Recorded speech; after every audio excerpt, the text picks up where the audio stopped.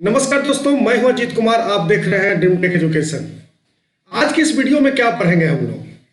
आज हम लोग पॉलिटिकल पार्टी के बारे में स्टडी करेंगे। क्या होता है पॉलिटिकल पार्टी, यानी कि पॉलिटिकल पार्टी क्या होता है, हमें इसकी नीड क्या है, मीनिंग क्या होता है, फंक्शन क्या है, नेसेसिटी क्या है, पॉलिटिकल पार्टी सिस्टम को समझेंगे। ये सभी चीज़ें आज के इस वीडियो में हम लोग समझने का कोशिश करेंगे। बेसिकली पॉलिटिकल पार्टी का ये जो पीरियड, ये जो आज आपका वीडियो है पॉलिटिकल पार्टी का, ये वीडियो आपको हमें बेसिकली एक इंट्रोडक्शन देगा सर कि ये पॉलिटिकल पार्टी चैप्टर में क्या क्या चीजें हैं। तो सबसे पहले स्टार्ट करते हैं, what is a political party, है ना। What is a political party? तो ये जो पॉलिटिकल पार्टी है ना, ये जो पॉलिटिकल पार्टी है, ये पॉलिटिकल पार्टी क्या है सर? तो देखिए मेनली क्या है कि पॉलिटिकल पार्टी है ना एक आइडियोलॉजी पर काम करती है। मतलब क्या है, a political party is a group of people who comes together to contest election and hold power in the government.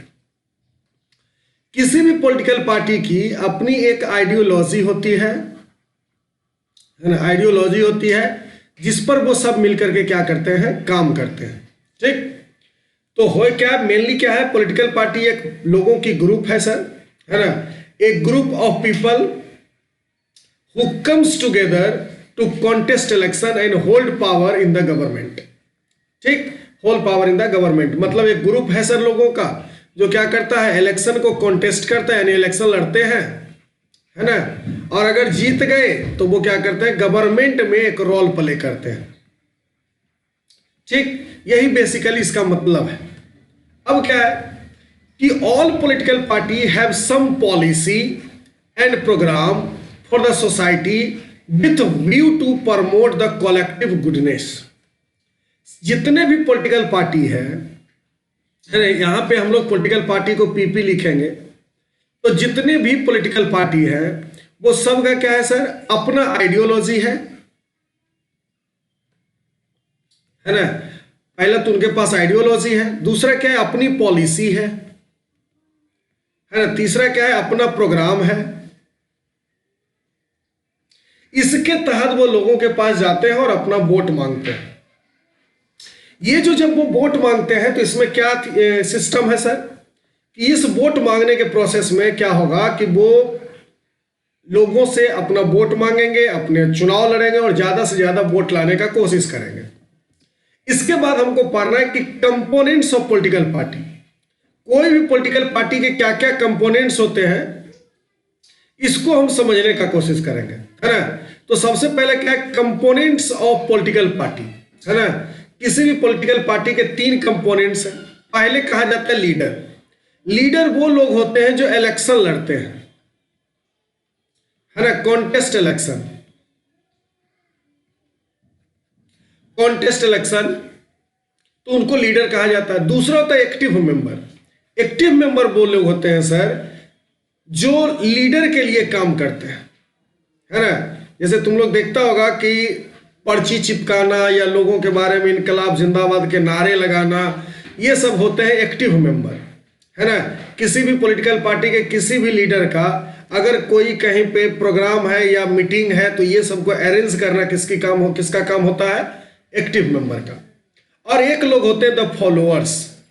Follower उसको हम लोग कहते हैं जो किसी भी स्पेसिफिक पॉलिटिकल पार्टी के आइडियोलॉजी को मानता हो, है ना, किसी भी पॉलिटिकल पार्टी के आइडियोलॉजी को मानता हो, उसी को हम लोग कहते हैं फॉलोअर्स।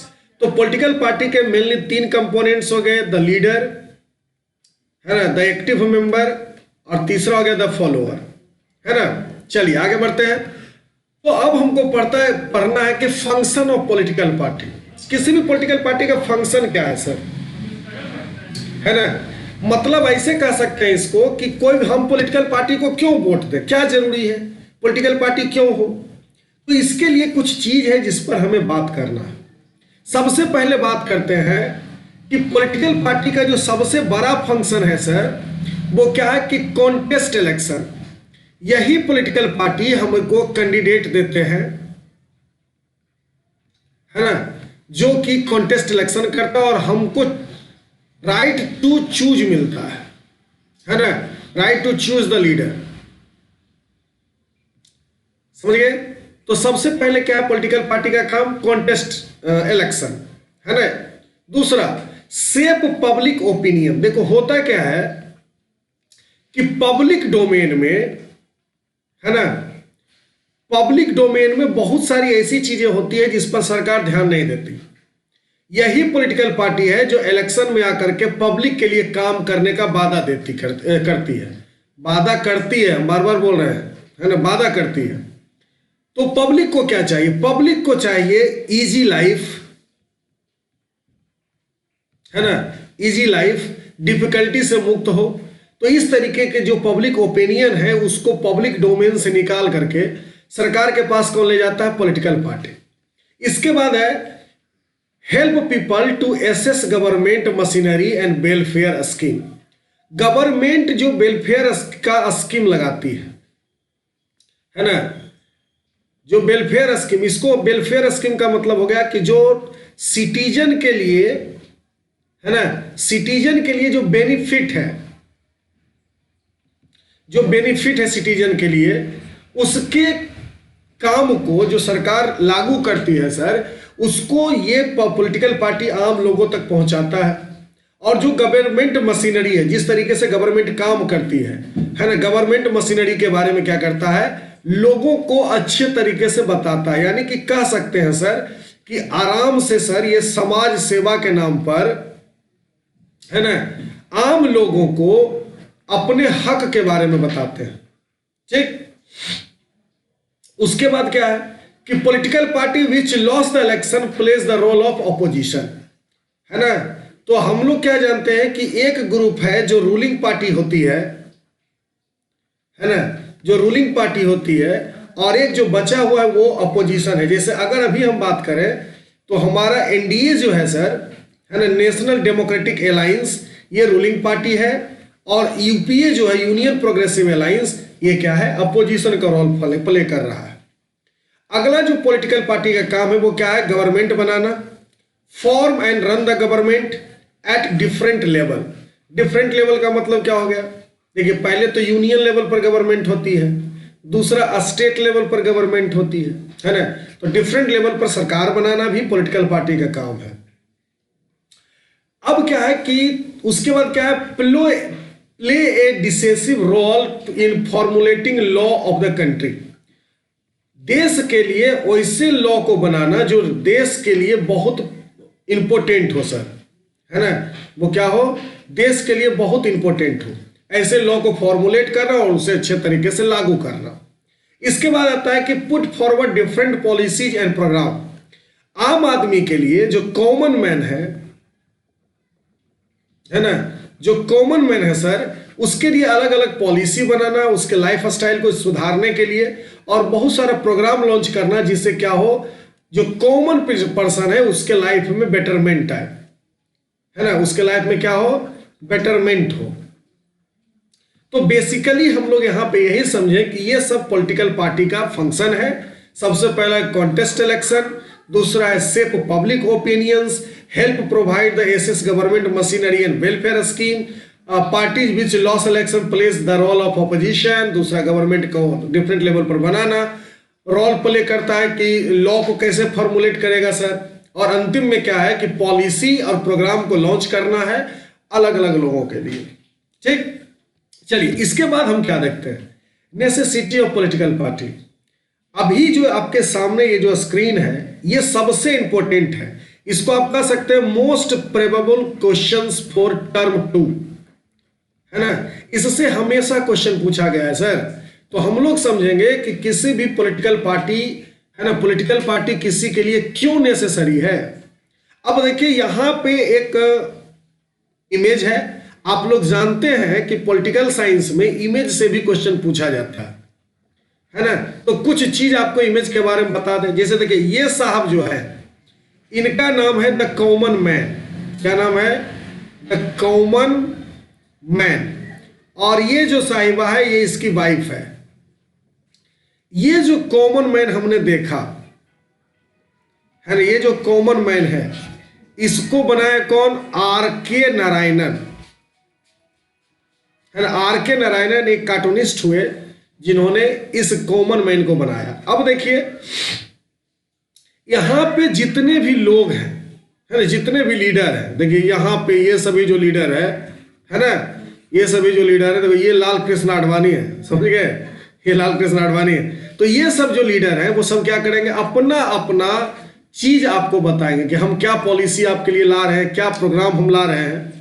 तो अब बात आती है कि सर अगर हम लोग डिफरेंट की बात करें, है ना, अगर हम लोग डिफरेंट की बात करते हैं कि सर सब जो है इलेक्शन लड़ेगा और सब काम करेगा, तो इसमें पॉलिटिकल पार्टी की नेसेसरी क्या है? तो अब आप समझिए, देखिए अगर इलेक्शन होता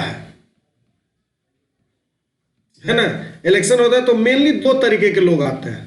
एक को कहते हैं मेंबर ऑफ पार्लियामेंट और एक को कहा जाता है MLA, member of legislative assembly या एमएलसी। अब देखिए ये सभी लोग कोई स्पेसिफिक एरिया के लिए रिस्पॉन्सिबल होते हैं, है ना, जिसको हम लोग कहते हैं कंस्टिट्यूएंसी, जिसको हम लोग क्या कहते हैं? कंस्टिट्यूएंसी। इसके लिए रिस्पॉन्सिबल होता है। तो मान लेते हैं कि अगर पॉलिटिकल पार्टी नहीं है, लोग अपना अपना चुनाव लड़ रहे हैं, तो ये तो अपना रिस्पॉन्सिबल होगा अपना कंस्टिट्यूएंसी के लिए। तो फिर सर स्टेट के लिए कौन रिस्पॉन्सिबल होगा? इसके लिए पॉलिटिकल पार्टी चाहिए। आगे बढ़िए, अगर पॉलिटिकल पार्टी नहीं होगी तो नॉन पार्टी सिस्टम लागू करना पड़ेगा, है ना, नॉन पार्टी सिस्टम। अब देखो जब नॉन पार्टी सिस्टम आएगा तो सपोज करते हैं सबसे पहले तो गवर्नमेंट फॉर्म नहीं करेगा, है ना, गवर्नमेंट फॉर्म नहीं करेगा सर। और अगर किसी तरीके से कर भी गया, है ना, अगर किसी तरीके से कर भी गया तो वो क्या होगा? ज्यादा दिनों तक नहीं चलेगा। ठीक, इसके बाद जो पॉलिटिकल पार्टी होता है, जो पॉलिटिकल पार्टी है वो डायरेक्टली इंगेज्ड होता है पब्लिक ओपिनियन से, है ना, पब्लिक ओपिनियन से वो डायरेक्ट इंगेज होता है। जैसा कि हम लोग देख चुके हैं, पब्लिक ओपिनियन ही, पब्लिक डोमेन की बातें ही पॉलिटिकल पार्टी करती है और अंतिम उसको करना पड़ता है। तो ये सब कुछ पॉइंट है जिससे हम समझ सकते हैं सर कि बहुत जरूरी है पॉलिटिकल पार्टी के लिए। अब यहां पे देखो ये जो कॉमन मैन है ये क्या कह रहा है सर कि where have all our leaders gone at the time of like this. समझ गए? ये जो इमेज है वो क्या बता रहा है कि अभी इलेक्शन है सर, और इलेक्शन में क्या होते हैं, सभी लीडर अपना अपना प्रोपेगेंडा फैलाते रहते हैं, है ना, सब अपना अपना प्रोपेगेंडा फैला रहा है। अक्सर देखो एक शेर है कि बॉर्डर पे तनाव है, बॉर्डर पे तनाव है, लगता है देश में चुनाव है। प्रत्येक पॉलिटिकल पार्टी को देश, राष्ट्र प्रेम, है ना, ये तब याद आते हैं सर जब चुनाव हो, है ना, जब चुनाव हो। समझ गए? जब चुनाव होगा तो सब कुछ याद आएगा, राष्ट्र प्रेम, देश खतरे में आ जाएगा, टुकड़े टुकड़े गैंग सर्कुलर हो जाएंगे। तो ये सब, जैसे कि अभी देखिए यहाँ पे ये जो लाल कृष्ण आडवाणी, इनके हाथ में देखिए एक पंपलेट है जो राम मंदिर को बता रहा है। और जानते हो कि भारत में राम मंदिर का जो राम मंदिर है, इसका एक ऐसा भौकाल मचा है ना कि अभी तक बीजेपी, भारतीय जनता पार्टी जो है सर 3 बार सत्ता में आ चुकी है इसी राम मंदिर को लेकर के। समझ गए? तो ऐसा स्थिति क्यों होता है? क्योंकि इलेक्शन है। समझ गए? चलिए आगे बढ़ते हैं। आज के क्लास में हम लोग यहीं तक समझेंगे क्योंकि ये इंट्रोडक्शन वीडियो था। Thanks for watching.